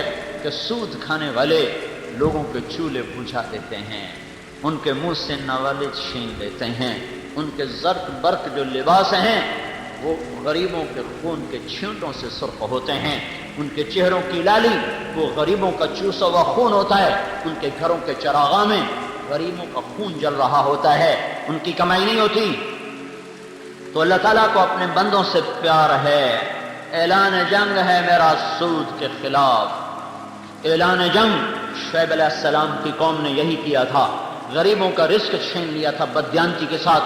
زمین میں زلزلہ آیا، ایک عذاب، زلزلہ آیا، ایک عذاب، او ہو اوپر سائبان کی طرح بادل چھایا اور اس میں سے آگ برسی، یہ دوسرا عذاب۔ زمین کپ کپائی، فرشتے کی چیخ آئی، آسمان سے آگ برسی، اللہ نے 3 عذابوں میں ان کو پکڑا اور ان کی ساری منڈی کو جلا کے راکھ بنا دیا۔ جاؤ اردن میں ہماری جماعت گئی تھی 1991 میں، آج بھی وہ عبرت کا نشان بن کے کھڑے ہوئے بتا رہے ہیں کہ جب بازار کا تاجر بددیانت ہو جاتا ہے تو آخری انجام یہ ہے، یہ تجارت ٹوٹے گی، یہ تجارت ٹوٹے گی، یہ نظام ٹوٹے گا۔ اور پھر دوسرا بے حیا معاشرہ تھا لوط علیہ السلام کی قوم کا، جن پر اللہ نے 5 عذاب کٹھے برسائے۔ 5 عذاب کسی قوم پر نہیں آئے۔ بے حیا معاشرے کو تنبیہ کی جا رہی ہے۔ زمین میں زلزلہ آیا، چہرے مسخ کر دیے گئے، فطمسنا اعینہم، فرشتے کی چیخ آئی، آسمان سے پتھر برسے، جعلنا عالیہا سافلہا، اوپر کا نیچے، نیچے کا اوپر کر دیا گیا اور پٹخ کے زمین پر مارا اور 70 مربع میل میں پانی نکل آیا۔ 70 مربع میل میں پھیلا ہوا شہر اللہ نے چند منٹوں میں انہیں پتھر مار مار مار کے چہرے پہلے مسخ کیے۔ زلزلہ، فرشتے کی چیخ، اوپر سے پتھر، اوپر کا نیچے، نیچے کا اوپر، اور پھر مستقل ان پر عذاب کی شکل قائم کر دی کہ وہ ڈیڈ سی کہلاتا ہے کہ کوئی چیز وہاں زندہ نہیں رہ سکتی، اتنا گندا پانی ہے بحر مردار کا۔ سب سے زیادہ اس بے حیا معاشرے پر اللہ تعالیٰ نے عذاب کی کوڑے برسائے۔ 5 قسم کے عذاب آئے۔ تو خیانت اس وقت سارے بازاروں میں ابل ابل رہی ہے، اور بے حیائی کے گٹر ابل ابل ابل کے انہوں نے دیہات کیا، شہر کیا، سب کو اپنی لپیٹ میں لیا ہوا ہے۔ یہ صاف ہوں گے، اس دھرتی کو صاف ہونا ہے۔ خزاں ہمیشہ نہیں رہتی، بہار ضرور آتی ہے، بارشیں کتنی ہی لمبی ہو جائیں موسم ضرور کھلتا ہے، گھٹا کتنی ہی گھنگور کیوں نہ ہو، آخر آخر آخر کو جا کر آسمان چمکتا ہے۔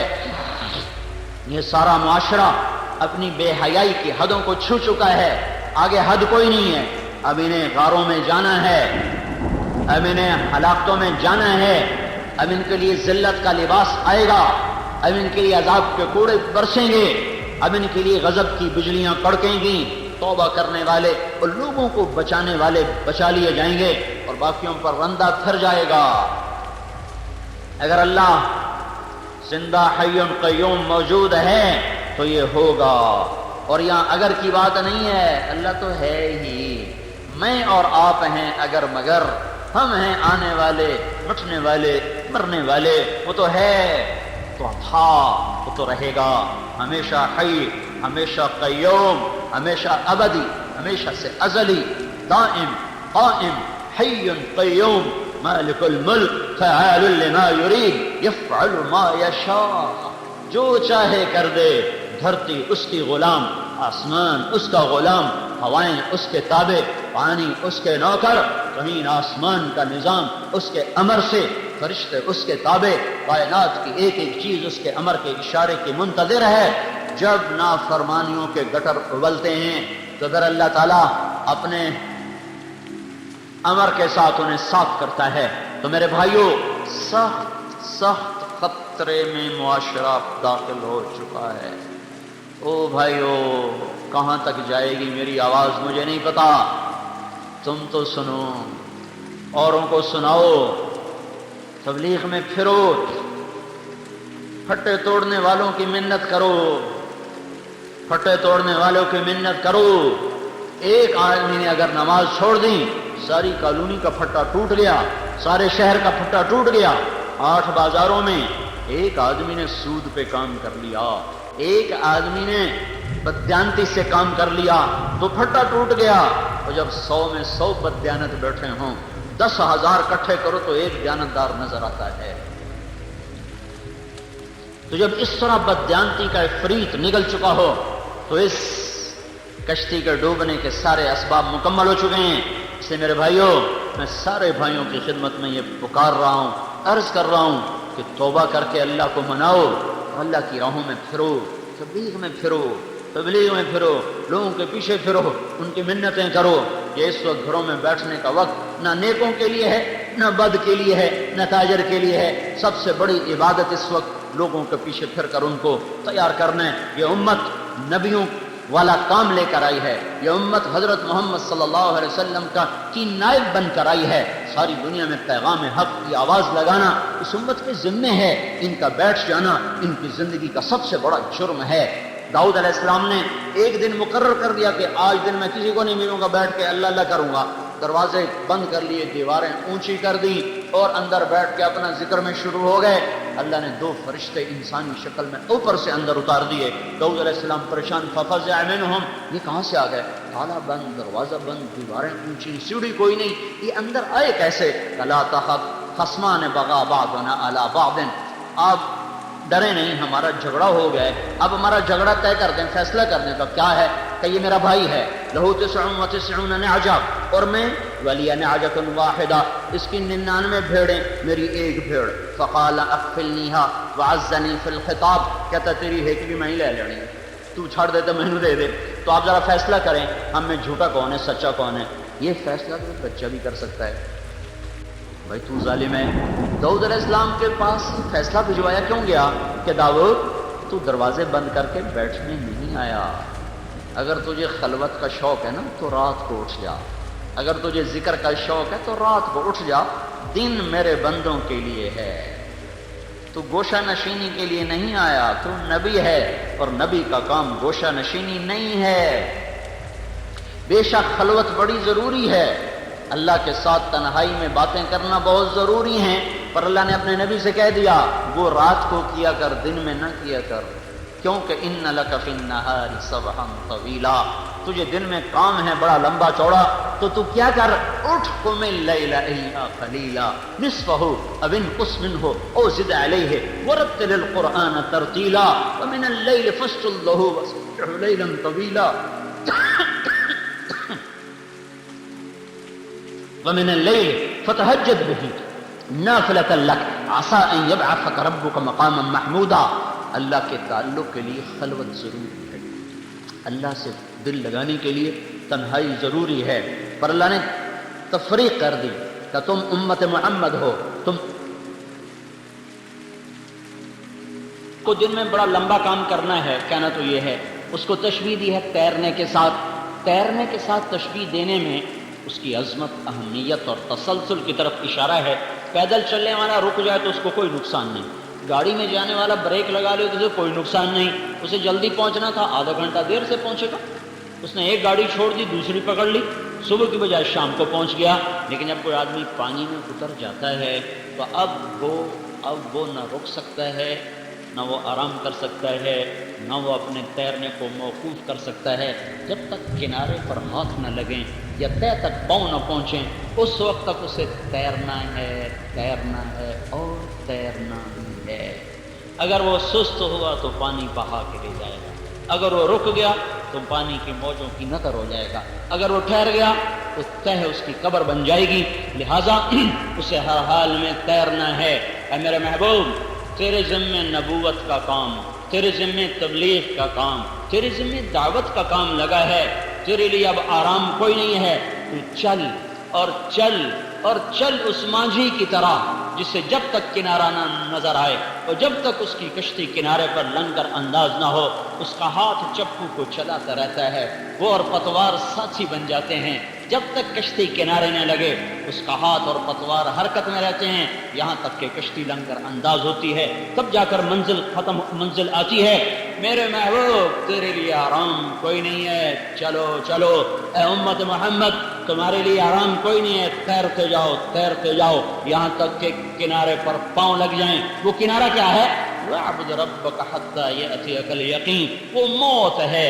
जब मौत आएगी तो आज तुम्हारी छुट्टी हो गई, मौत तक फिर नहीं फिरना है, दावत ही दावत है। तबलीग की अजमत को एक लफ्ज से, उधर हदीस इधर ये लफ्ज, इन दो लफ्जों में गौर करो तो बैठने की गुंजाइश नजर नहीं आती। हम उस कश्ती के मुसाफिर हैं जिसे तोड़ा जा रहा है। और यहां भी देखो अजीब बात, अल्लाह ने भी तैरने से तशबीह दी और अल्लाह के नबी ने भी पानी में खड़ा करके कश्ती से तशबीह दी। अल्लाह रसूल एक ही जगह पर खड़े हुए, अल्लाह उसके रसूल एक ही मजमून को एक ही तशबीह के साथ और मिसाल के साथ बयान फरमा रहे हैं। वहां भी डूबने का तसव्वुर है, यहां भी डूबने का तसव्वुर है, वहां भी तैरने का तसव्वुर है, यहां भी तैरने का तसव्वुर है। ये दोनों आपस में मिली हुई हैं। ये लफ्ज़ सबहन तवीला और ये हदीस बुखारी, इन दोनों में ऐसी खूबसूरत मुताबिकत है कि जैसे पानी में तैरने वाले के लिए जोहद मुसलसल है। ये उम्मत मोहम्मद और रसूलुल्लाह की रिसालत का इकरार करने के बाद और आपको आखिरी नबी मानने के बाद अब इनके लिए ये कोई गुंजाइश नहीं है कि यूं इस्लाम मिटता हो और यूं मुसलमान की बेटी घुंघरू बांध के नाच रही हो। नाच देखने वाला भी कलमा गो हो, नचाने वाले भी कलमा गो हो और नाचने वाले भी कलमा गो हो। जिना के अड्डे चलाने वालों का भी ये दावा हो कि हम कलमा पढ़ते हैं और शराब बेचने वालों का भी दावा हो कि हम कलमा पढ़ते हैं और मस्जिदों को उजाड़ने वालों का भी ये दावा हो कि हम कलमा गो हैं। जब ये हाल हो जाए तो उस वक्त मस्जिद में बैठने की गुंजाइश नहीं, चाहिए जाए कि दुकान। अब फिरो इन्न लक फिन नहारी सबहन तवीला, तेरे लिए लंबा तैरना है इंसानों में। कब तक? जब तक किनारा ना आए। वो किनारा क्या है? मौत। जब तक अल्लाह का पैगाम ना कि बस आ जाओ अब छुट्टी है। या अय्युहल मुद्दस्सिर क़ुम फ़अन्ज़िर व रब्बक फ़कब्बिर व सियाबक फ़ताहिर व रुज्ज़ फ़हजुर व ला तमनुन तस्तक्सिर। जब ये आयत उतरी तो आपने कहा खदीजा मेरा बिस्तर लपेट दे, मेरे आराम के दिन गए। मेरे अल्लाह ने कहा है उठ जा और मैं अपनी कौम को मेरी तरफ बुला। खदीजा मैं किससे बुलाऊं, मेरी कौन सुनेगा? तो हजरत खदीजा ने, अल्लाह उनको जज़ा दे, उन्होंने अर्ज की या रसूल अल्लाह आप दावत देने में पहल करें, मैं कबूल करने में पहल करती। जिस दिन बिस्तर लपेटा था फिर 23 बरस तक वो बिस्तर नहीं खुला, कांटों पे जिंदगी गुजर गई। हाँ, जिस दिन सेज बिछाई जानी थी उस दिन फातिमा रज़ियल्लाहु अन्हा सराने बैठ के रो रही थी, वाह करबा अबा, आए मेरे बाप के दर्द, है मेरे बाप का दर्द। तो आपने फरमाया बस मेरी बेटी, लैसा अला अबी की करबन बादल यौम, आज तेरे बाप के दुख का आखिरी दिन है, आज तेरे बाप को छुट्टी मिल जाएगी, आज सुख ही सुख है, बस ये आंख बंद होने की देर है। आज के बाद तेरा बाप कोई दुख न देखेगा, कोई गम न देखेगा। यही काम इस उम्मत का है। इस उम्मत के ज़िम्मे इस ईमान की कश्ती को लेकर इंसानियत के समंदर में तैरना है। अगर ये नहीं तैरेंगे तो कुफर की मौजें इन्हें बहा के ले जाएंगी, जिना के थप्पड़े इनको जानी बना देंगे, शराब के थप्पड़े इनको शराबी बना देंगे, सूद की काली मौजें इनको सूदखोर बना देंगी, जुल्म की काली मौजें इन्हें जालिम बना देंगी।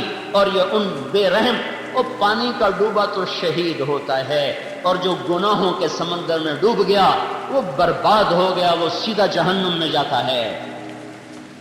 तो मेरे भाइयों, मैं तो कब से फरियाद कर रहा हूं कि तौबा भी करो और अल्लाह की राहों में निकलो, तबलीग में फिरो और लोगों के पांव पकड़ कर उनसे तौबा करवाओ।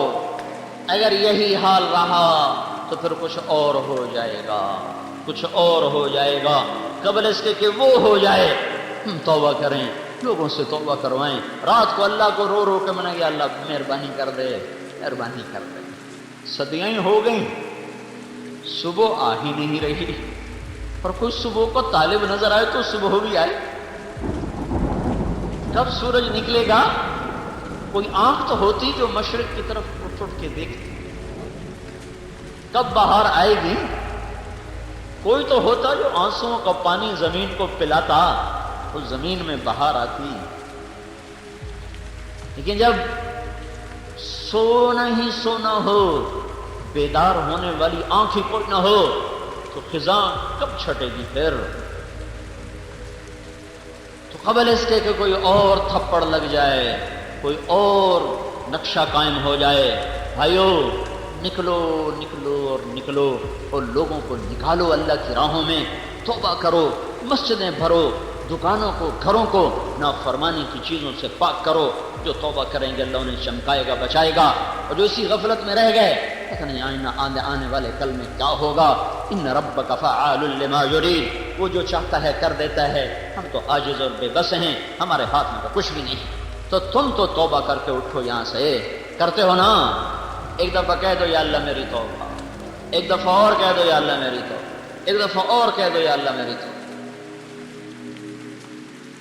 زمین و آسمان میں اپنی تدبیر کو، تقدیر کو، ارادوں کو نافذ کرنے والے اللہ، اے بحر و بر پر بغیر مشاورت کے، بغیر شرکت کے حکومت کرنے والے اللہ، اپنے فیصلوں کو نافذ کرنے والے، اپنے فیصلوں کو پورا کرنے والے، میں ساری کائنات کے یا اللہ تن تنہا مالک وحدہ لا شریک اللہ، ہم تیری صفات کو نہ بیان کر سکتے ہیں، نہ تصور میں لا سکتے ہیں، نہ احاطہ کر سکتے ہیں۔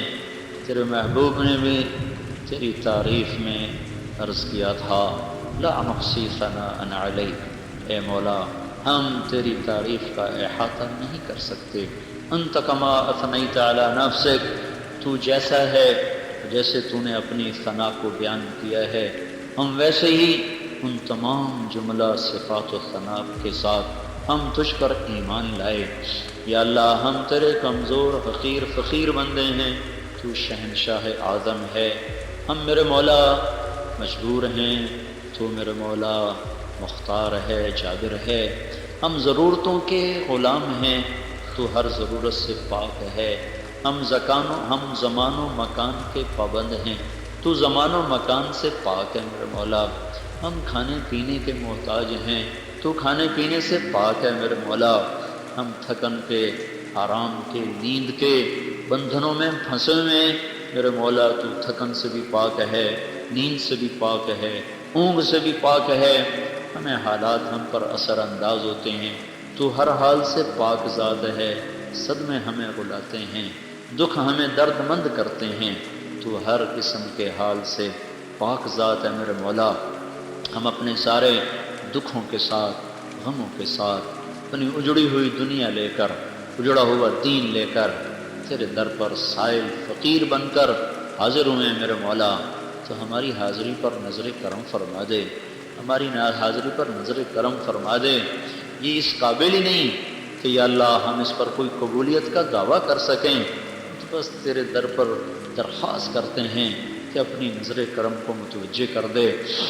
تیرے محبوب کی امت پہ اوکھی گھڑیاں آئی ہوئی ہیں میرے مولا، ہر طرف سے مصیبتیں ہیں، آفات ہی آفات ہیں، راحتیں ہم سے روٹ گئی ہیں، امن چین رخصت ہو گیا ہے، انسان کو کھا رہا ہے، درندے بنے ہوئے میرے مولا، ہر طرف ظالم دندناتے پھر رہے ہیں، فرعون للکارتے پھر رہے ہیں، تیرے نیک بندوں پر زمین تنگ ہو گئی، تیرے غریب بندوں پر یا اللہ جہان سکڑ اور سمٹ کے رہ گیا ہے۔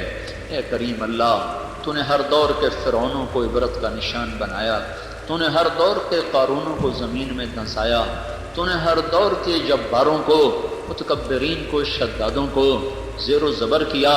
اے بادشاہوں کے بادشاہ اللہ، یہ سارا فریادی مجمع جمعے کی نماز کے بعد سارے اللہ تعالیٰ نے اس دنیا کو اتنی خوبصورتی سے سجایا، ہر چیز کا انتظام فرمایا، پھر اس میں جو انسان پیدا ہوئے، انسان کے دو طبقے ہو گئے۔ ایک طبقہ وہ ہے جو اللہ تعالیٰ کی وحدانیت کا، اللہ تعالیٰ کی قدرت کا، اللہ تعالیٰ کی طاقت کا اعتراف و اقرار کرتا ہے، جبکہ دوسری طاقت جماعت وہ ہے جو اللہ تعالیٰ کے ساتھ دوسروں کو شریک ٹھہراتا ہے، یعنی اللہ کے علاوہ کسی اور کے وہاں بھی سجدہ کرتا ہے، اللہ کے علاوہ دوسرے کو بھی حاجت روا اور مشکل کشا سمجھتا ہے۔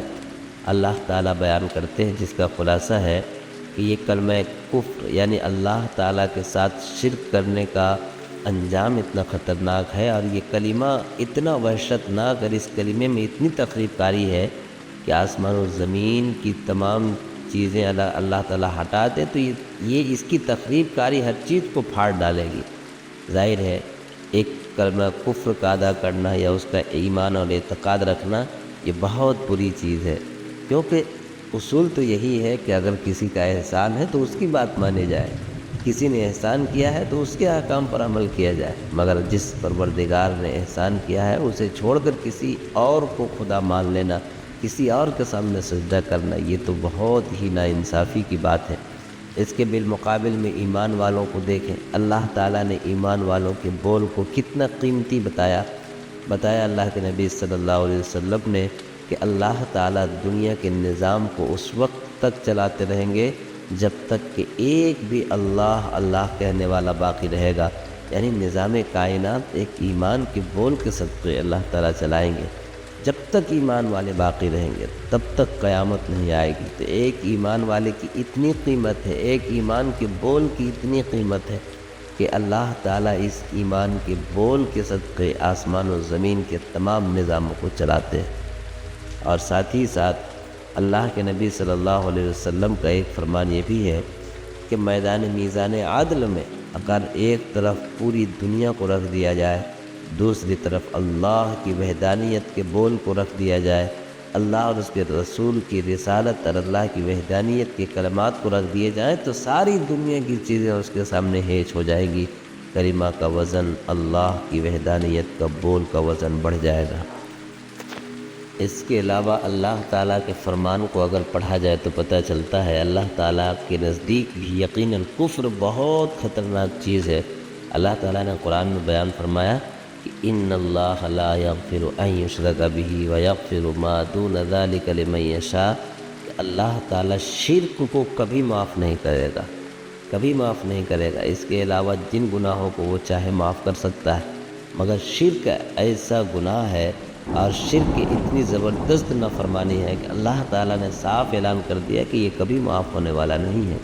اسی لیے اللہ تعالیٰ تمام انسانیت کو ہدایت عطا فرمائے، اور جو ایمان والے ہیں اللہ تعالیٰ ان کو نیک اعمال سے جڑنے کی توفیق عطا فرمائے۔ دیکھیں دنیا کی اس بھیڑ میں اللہ تعالیٰ نے ہمیں ایمان دے دی، یہ بہت بڑی اللہ کی نعمت ہے، ورنہ دنیا میں کتنے سمجھدار لوگ ہیں، کتنے عقل مند لوگ ہیں، کتنے جاننے والے لوگ ہیں، کتنے علم والے، مگر پھر بھی راستے سے بھٹکے ہوئے ہیں۔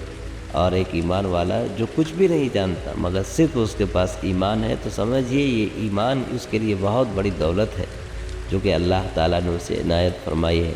ایمان کی وجہ سے دلوں کا نور نصیب ہوتا ہے، ایمان کی وجہ سے آنکھوں کا نور نصیب ہوتا ہے، آخرت کا یقین پیدا ہوتا ہے اور دلوں کو سکون ملتا ہے۔ اللہ تعالیٰ نے قرآن میں فرمایا الا بذکر اللہ تطمئن القلوب، سنو اللہ کے ذکر سے دلوں کو اطمینان ملتا ہے۔ مراد جو یہاں پر قرآن کی آیت ہے، آگے پیچھے کا جو کانٹیکٹ ہے اس سے یہی پتہ چلتا ہے کہ اللہ تعالیٰ نے یہ بتایا کہ اللہ کی یاد سے، یعنی کہ اللہ پر ایمان رکھنے سے، اللہ پر یقین رکھنے سے جو کچھ ہو رہا ہے وہ اللہ کی مرضی سے ہو رہا ہے۔ اس بات پر ایمان رکھنے سے ایک ایمان والے کے دل کو اطمینان ملتا ہے، اس کی نظر دنیا کی چیزوں پر نہیں ہوتی بلکہ اس کی نظر اللہ کی طاقت پر ہوتی ہے۔ وہ اللہ تعالیٰ کو تمام چیزوں سے بڑھ کر مانتے ہیں، اللہ تعالیٰ کی مشیت کے سامنے کسی بھی چیز کو نہیں جانتے۔ وہ جانتے ہیں کہ اگر اللہ کا حکم نہ ہو تو ایک پتا بھی زمین پر نہیں ہل سکتا۔ آسمان و زمین کے تمام تر تصرفات کا مالک صرف اللہ تعالیٰ کی ذات ہے۔ اللہ پر یقین کامل ایک اہل ایمان کی آنکھوں کو نورانیت عطا کرتا ہے۔ اللہ تعالیٰ سے دعا ہے کہ پروردگار عالم ایمان میں اور بھی پختگی عطا فرمائے اور اللہ سے خوب محبت پیدا فرمائے، اللہ سے لو لگا کر ایمان و یقین مانگنے کی توفیق عطا فرمائے، آمین۔ سبسکرائب کریں ہمارے چینل لائٹ ٹو ہیومینٹی کو، کلک کریں بیل آئیکن پہ جس سے ہر ایک نوٹیفیکیشن آپ کو ملتی رہے۔